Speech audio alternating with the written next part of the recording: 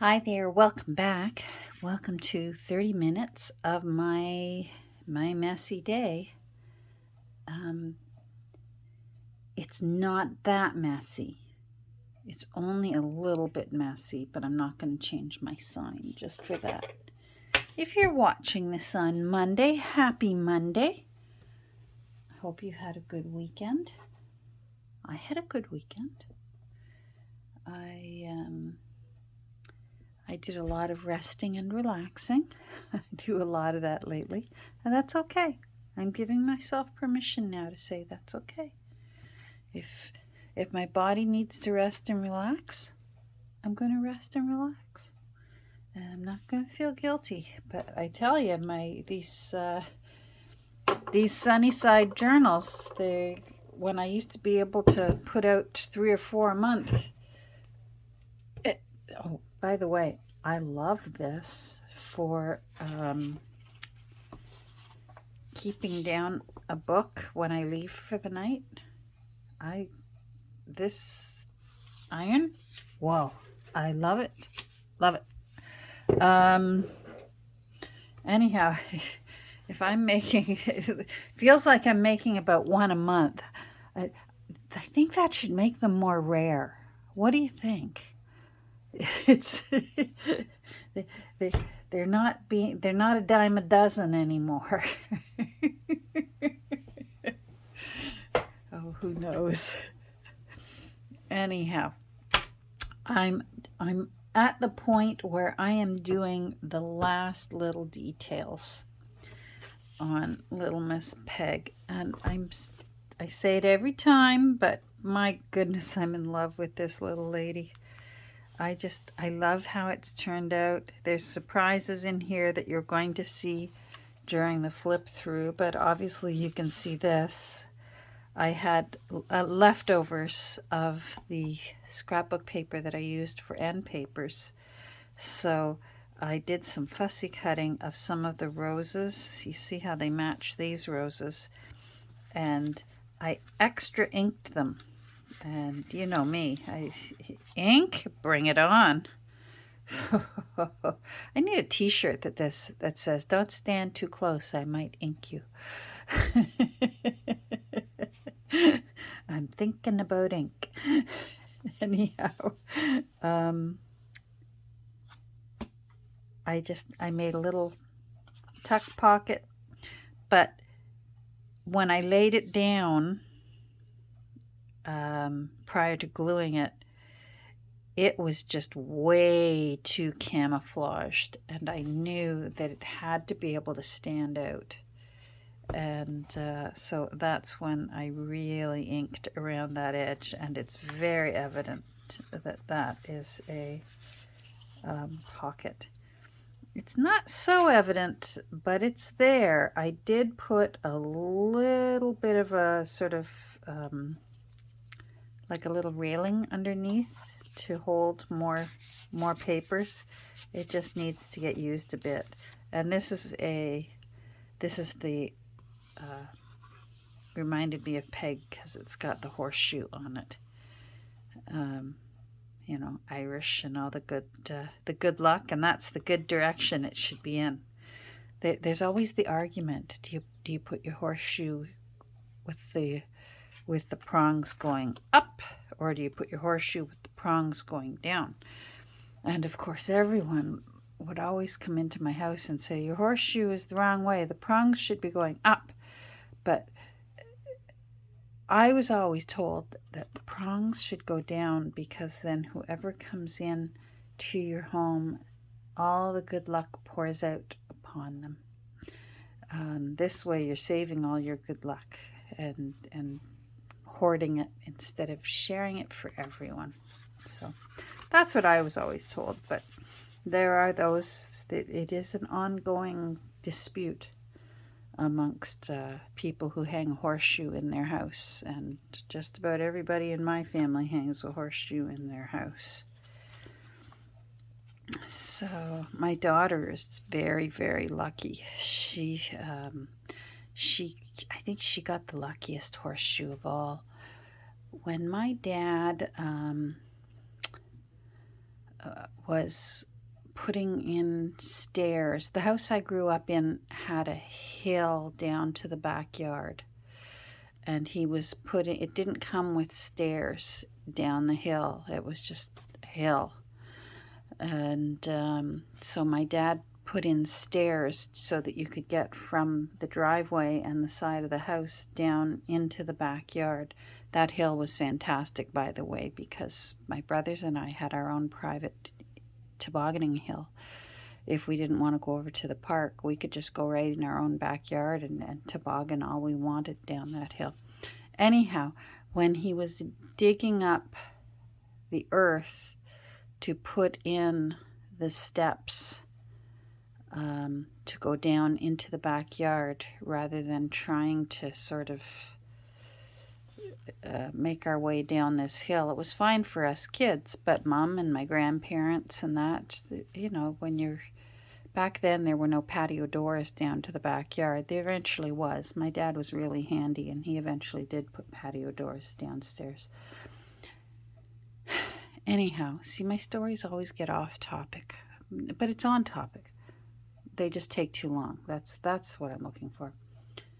He dug up a horseshoe because it was a farmer's field at one point. And obviously a horse was plowing the field, and sometimes those shoes would come loose and come off the hoof of the horse. And he found a beautiful rusted horseshoe in the dirt as he was digging to make the stairs to go into our backyard. And at the time he thought, oh, wow, isn't that cool? And he hung it on a branch in one of the tree in the backyard. And when it was my daughter's turn, my oldest daughter's turn to get married, she said, Papa, it's a shame you don't still, they had since moved into a condo, Mom and Dad. And she said, oh, Papa, it's a shame you don't still have the horseshoe that was hanging up in the tree, because it's good luck for a bride to tuck a horseshoe into her bridal bouquet when she walks down the aisle. And sure enough, my dad, who saved all the important things, not everything, but the important things, he said, I've still got that horseshoe. You want that horseshoe? And she carried that horseshoe down the aisle. So that's pretty cool. Anyhow, so there is my treatise on horseshoes today.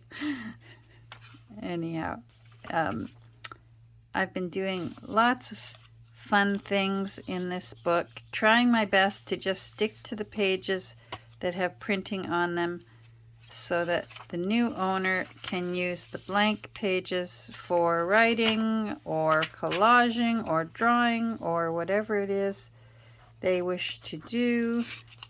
Oh, I gotta put something in there. Okay. Pocket. Now, I borrowed this idea. Let me show you. Borrowed this idea. I am so glad YouTube, you know how every once in a while YouTube sort of says you might like this, or when you click on it and it's up come, yes, the people you're subscribed to, but it also throws in some that you've never heard of. And I can't believe it, but I had never heard of DorothyJaneToo. And her flip through of Bessie, I fell in love. I fell in love with her style and her skill and her eye for creating a beautiful journal, just chock full of old laces, and every page turn your eyes are just wandering through the page. Look at this, look at this, look at this. Anyhow, she does a neat thing where she layers a bunch of layers and some fabrics in her journals, and then just pins them with a safety pin. So I borrowed it. So I did not think of this. And the cool thing about this is that, yes, this bottom layer, this green fabric, I did glue it onto the postcard, but these pieces of laces, are actually only held on with this little rusty safety pin. Let's come down a little bit so you can see what I'm talking about. There. They're only held on with the safety pin. So if the new owner decides they want to use this, they're going to make a tag and they want to use the lace, undo the pin and take the lace off and use it. There's another one somewhere in the book here. I did it again. And all kudos and applause go to DorothyJaneToo for that beautiful idea. I will be making good use of that from here on in. I've just been having so much fun layering and just putting in old things. This is beautiful old antique lace that Nancy gave to me. And I love when lace hangs out the bottom of books, and because it comes to a point here, I guess I should bring that up so you can see what I'm talking about. It's just perfect for the bottom of a book. Anyhow, I do have things to do. I need to make something to tuck under there, so we will get started on that. And I wish I could find that other... Oh, I wanted to tell you this because I can't wait. I have a feeling the next video I do for this journal is going to be the flip through. And this story will take too long to tell during the flip through. So I'm telling it now. I found a book on advertising in the late 1800s, early 1900s. And a lot of the advertising came out of catalogs and newspapers. They were copies from the areas where I live in Ontario. And I found this, which of course immediately appealed to me because it was about, it was advertising for a funeral director.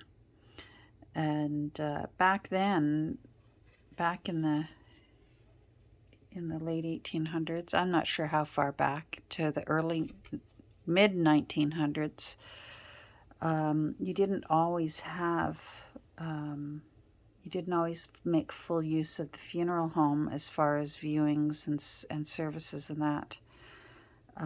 For example, when my mother and father were growing up, if there was a death in the family, yes, you needed the funeral director to prepare the body and put it in the casket, but then it was usually brought back to the house and put in the front parlor, and you received your guests at your home.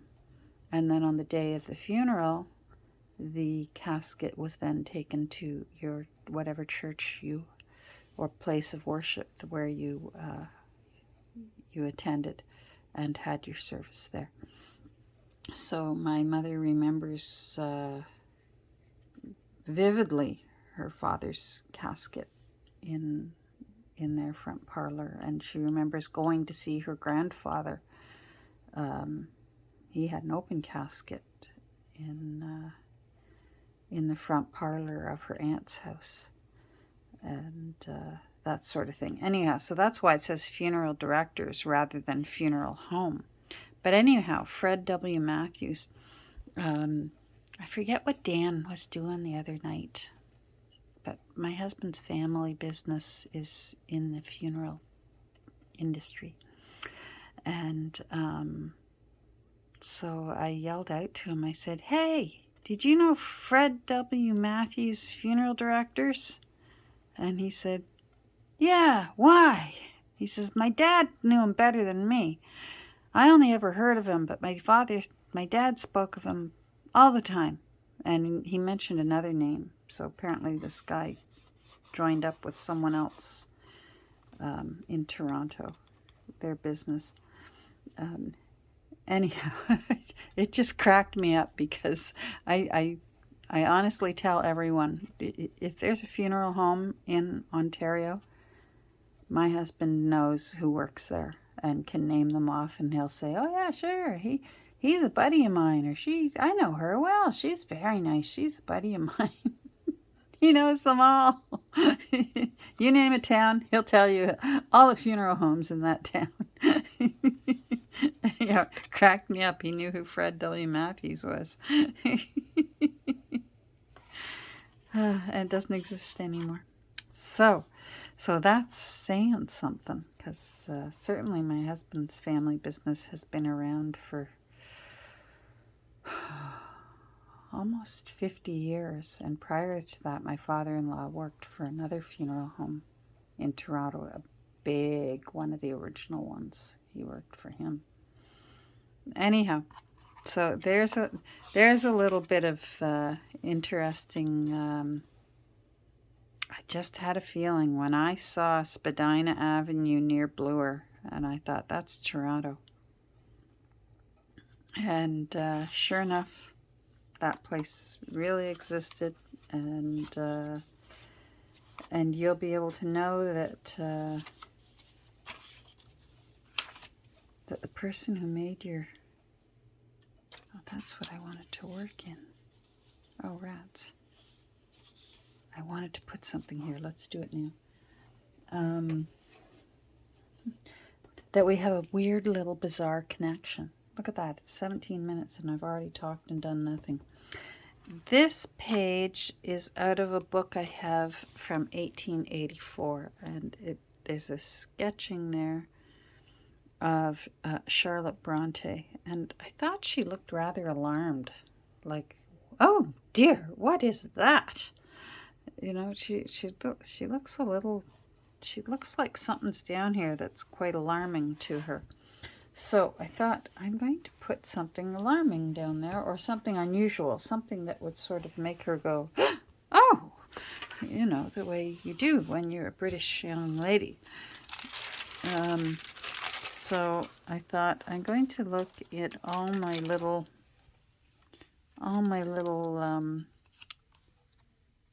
pieces of Victorian scrap. Sometimes they're out of books. You can see here I've cut them out of a book because there's no copyright on them. So books of poetry and things like that, love using them because they're free to copy and reprint, and because they're so old. Now that would be an unusual thing to see, a puppy in a top hat. That might look, she could be looking down at that with a bit of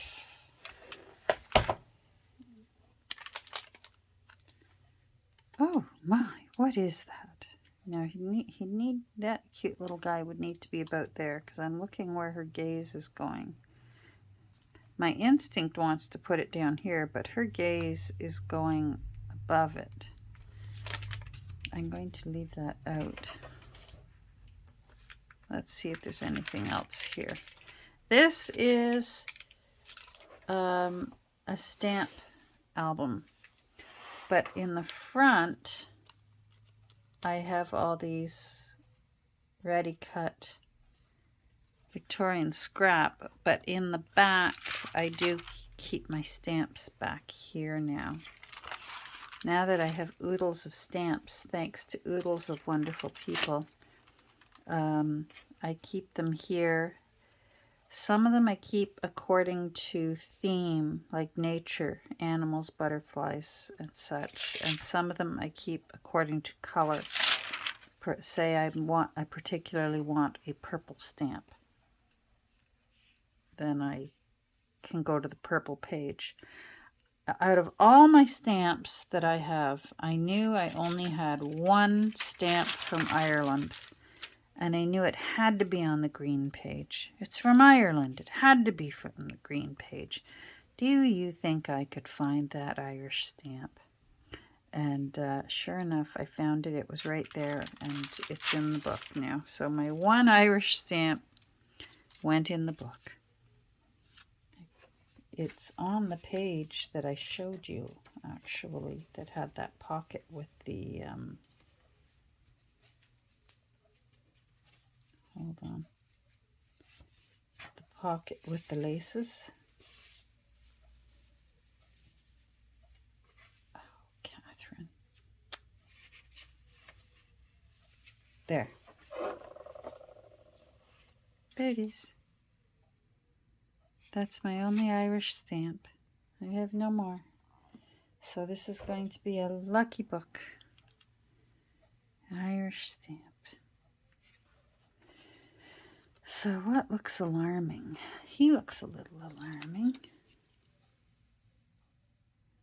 I mean, when do you see a fox looking so dapper?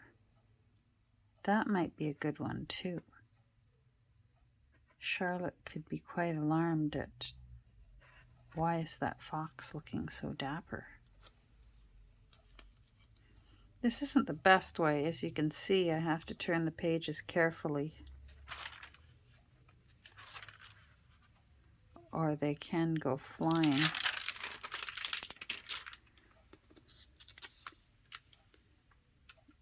Oh, see, now she looks Irish. And he's sneaking a kiss, a little kiss. Maybe I should use that one. And I like that it's tall because then I could, let's put you there, Mr. Fox. Okay. We'll do that one, and Charlotte can be alarmed at the two little secret lovers. All right, where are you, Charlotte?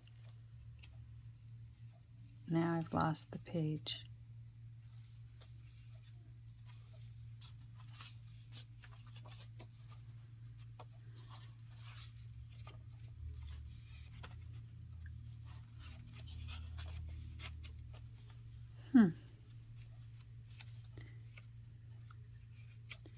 So I had a quiet week last week. Obviously, I didn't put out any videos. Oh, come on. Where'd Charlotte go? It wasn't a horrible week, but it was a sleepy week for me.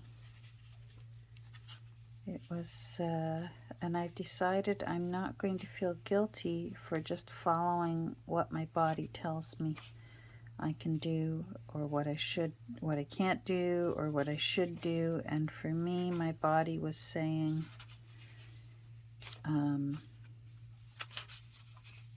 you're tired, you need to rest. Oh, there we go. There she is. So I spent a lot of time resting. I spent a lot of time sleeping through, yes, that's going to be perfect. Sleeping through 18 seasons of Grey's Anatomy. I'm going to fussy cut this and then we'll put it in. There we go. So the little lovebirds are all fussy cut. Now I want to just ink around the edges a little bit. That way anything that might still be white will get covered up, and of course that raw edge that is showing the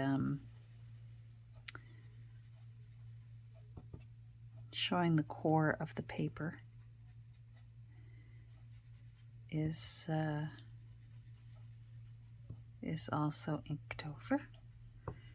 Now there's a couple of little spots here that I could have cut through, but I think I'm just going to lightly ink them so they just go into the background. There we go. They look cute. And then Miss Bronte can look rather alarmed at these little two. Maybe that's Jack Sprat. No, kissed the girls and made them cry. Georgie Porgy, not Jack Sprat.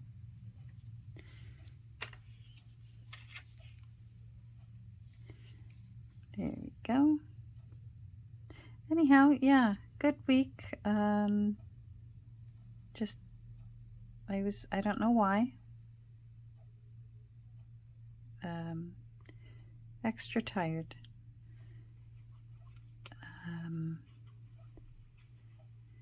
This would be a first for me this week. I have started having the pharmacy blister pack my pills. There's just so many of them. It was starting to make my OCD brain, and please don't be offended if you truly, I've never been diagnosed, but I recognize some tendencies in myself.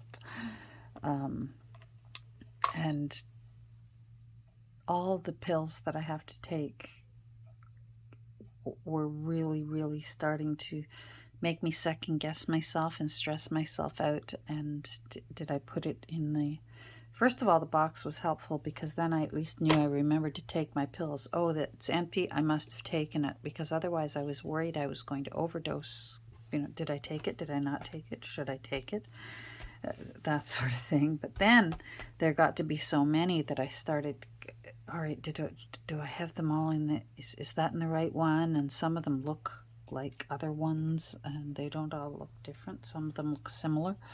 And anyhow, it was starting to get to me. And thank goodness this new pharmacy that was very happy to work with me with this new test drug that I'll be going on hopefully soon. It's not yet, but this new pharmacy that works through our hospital said, oh, we would be more than happy to work with you and the manufacturer to make sure you get this medication. She suggested, let's blister pack your pills and make your life even easier. And I had my first delivery on Friday, but they start Monday. So tomorrow morning I open my first little blister pack, and it's just one last thing for me to have to do every Sunday morning was to fill this big box full of all these different, oh my goodness. Anything that puts me off getting my coffee and my breakfast, that's grumpy Catherine. So now we've got Charlotte looking rather, maybe she was thinking, how dare they? That's not how you behave. That's not how a proper young lady is raised to behave. These are a little long. Let's take these. I like threads, but I don't want them too long. There we go. All right, now I want to make another journaling card. This is still from those 2 pages I had from Tim Holtz that had some postcards, blank postcards and tags. I've been using them up in this book. They've just been perfect for it. And I never thought I'd use them. Like, for example, these tags are from those pages. These 2 tags. And the postcard pockets are from those 2 scrapbook pages. I thought maybe this is what Peg, eventually as she was growing, started to look like. Sometimes blonde children, their hair darkens up. I know I only had one little blondie in amongst my children. And his hair darkened right up as he got older. And now he's a grown man and his hair is dark brown. I just want to... This looks way too nice and neat and tidy. And I've put in here a few original pieces of ephemera. And I wanted to show you how original ones, they just don't, once they're 100 years old, they don't look like this anymore. They look ratty like this and well loved. So let's put that there. I want to make this look a little rattier, and I think what I'm going to need is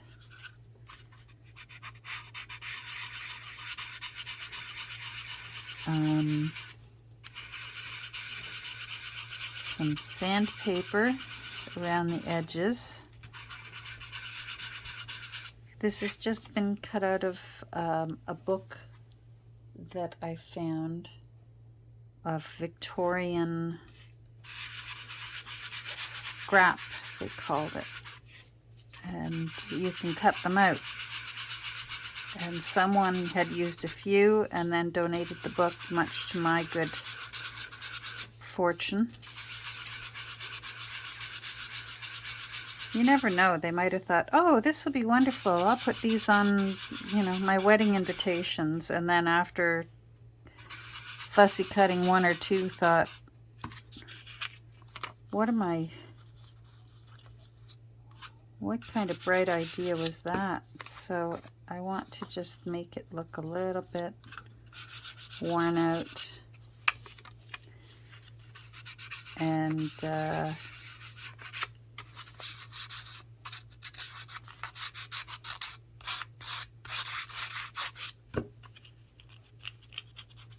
so sometimes your fingernail is just your best friend.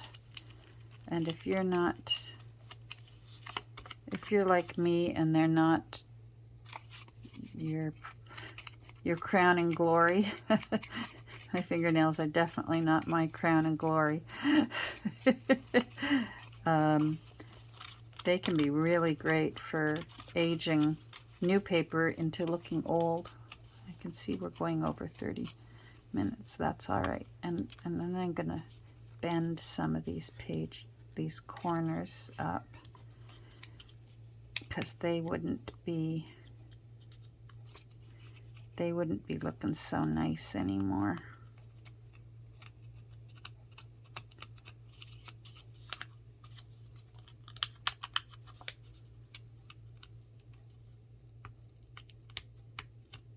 There, let's tear that a little bit.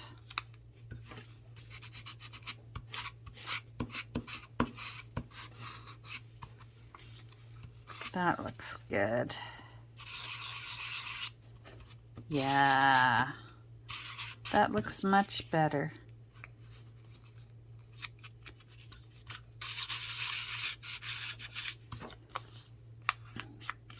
There we go. Okay, I'm happy. Now, yeah, no, don't laugh. Don't laugh. But you know what I think it needs? Just a little bit around where I'm not going to glue all of the edges down. So where it's possible that an edge might be sticking up, I want that back part of it to be an aged color.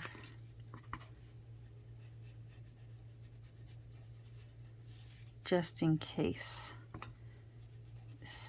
the new owner is looking through and thinks, oh, that's not glued down, and then they tickle it up with their fingernail and go, oh my. And they won't realize that it's actually quite new and been made to look old. Or, as I prefer to call it, and I'm sure I've heard it from someone else because it just makes too much sense to call it faux ephemera. So there, she looks much better. Now I want to make her, I want to put a little bit of lace on the edge, like that. And then I thought about maybe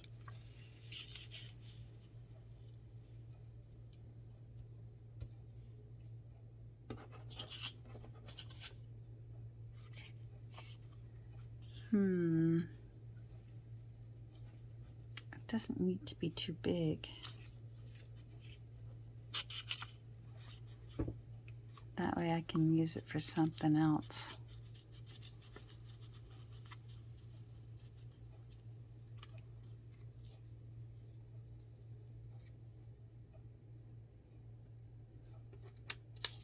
And then that can go there. It's one of my rare tags that I make. Yeah, simple but nice, and I'm going to leave the back blank so that it can be journaled on. Alright, so first things first, 3-in-1, because we're going to glue some fabric onto paper. So yeah, so tomorrow, I guess today, but right, I'm taping on Sunday. But so today, which you're watching this on Monday, I will have used for the first time my blister packed pills. And I told the delivery guy, who was a very nice man, introduced himself. He said, I'll be here every other week to bring you 2 packs. And I said, well, I look forward to seeing you. And he was explaining to me how it works, and I said, oh, this is making a lot of sense. I said, it's bringing back memories, because I arranged for blister packs for my own parents, and now it's my turn. Yikes. But like I said, if it makes life easier, I will take it, and I will be grateful. Just going to just give that a little touch.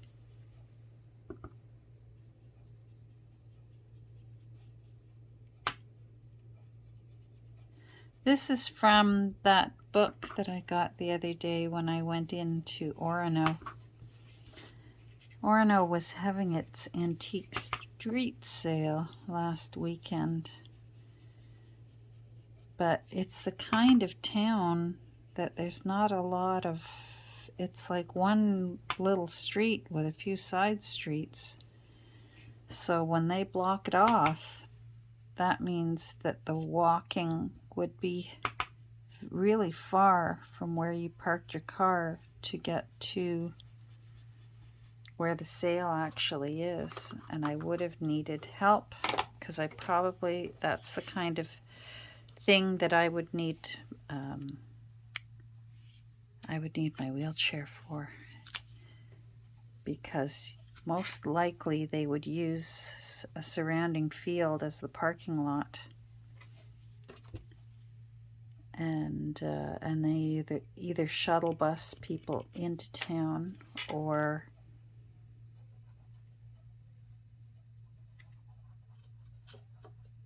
you get your hiking boots on and hike on into town. There we go.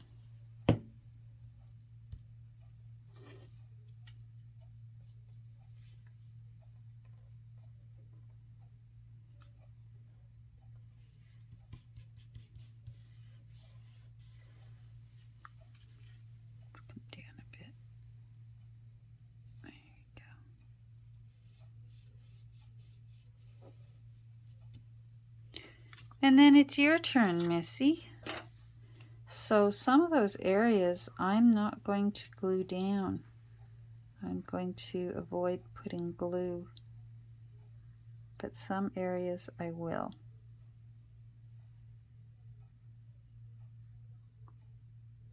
And then I'll glue all in the center there.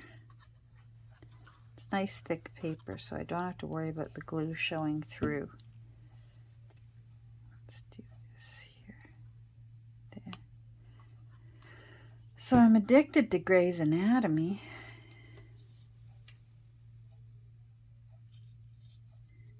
I've survived Derek and his demise, and a few people's demise, and Christina moving on, and all those, and characters coming and going, and dying to know what happened to Izzy. Hopefully she gets back into the story.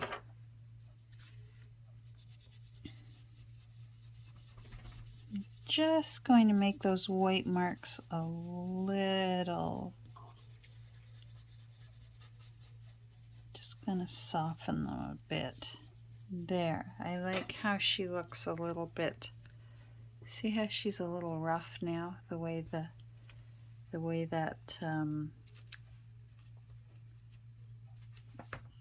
way this original one is a little bit rough. I wonder if I should make this edge.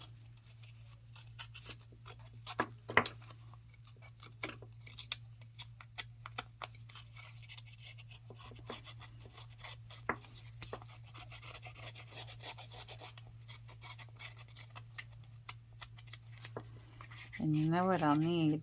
Ho ho ho ho. Ink.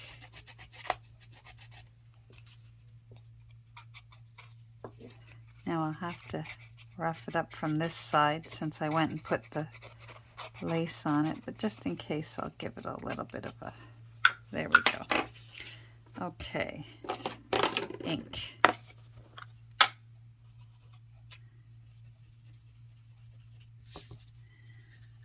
think I've got someone here who wants to go O-U-T-S-I-D-E.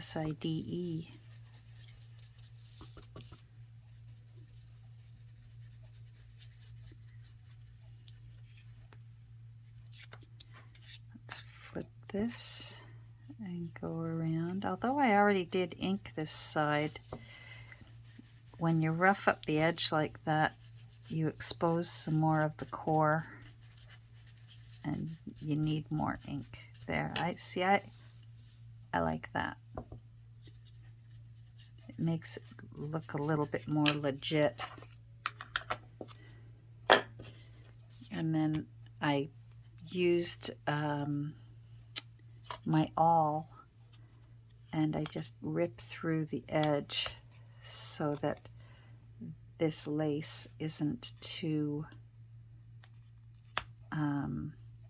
doesn't look freshly cut. It looks like it was cut ages ago and it's worn off. So we have a genuinely aged piece of ephemera, and we have a brand new one made to look old, faux ephemera. For your little brother, with love from Granddad and Grandmom. Isn't that cute? So sweet. And that's embossed. Oh, what's underneath? Oh, it looks like it was, it looks like it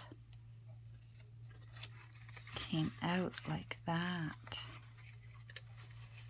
so that it was three-dimensional. Rats, I was hoping maybe I finally found the one thing that had, you know, $1,000 bill tucked inside. Isn't that cute? Maybe next time I'll keep that in mind, because I could have put her on cardstock and made her slightly dimensional the way this one is. I will have to remember that. Do you think I will? Anyhow, thanks for joining me today. I think I'm going to make one more. I saved this one page. It says The Rebellion of Peg. Well, how can I not make a tag out of The Rebellion of Peg? I like knowing that she was feisty. And then I think the next time we get together, we will have a lovely flip through of Peg, and then she'll be going into my Etsy shop. So thanks for joining me today, even though I was long-winded and talking about horseshoes and pill blister packs. Very exciting day over here on my channel. But thank you for joining me. And I hope you have a great day, a great rest of your week, and hopefully maybe we'll have a little get-together at some point this week. I'll keep more of an update over on my Instagram. So if you're following me over on Instagram, that's always a good place to get a hold of me, because I love looking through Instagram and getting inspiration from what other people are doing. And I'll try and remember to put down DorothyJaneToo down below in the comments, and I really recommend you go over and take a look and see what she's doing, because her work is very, very good and very inspiring. It reminds me of Donna Morgan's work. So anyhow, I gotta go. Bye. Take care.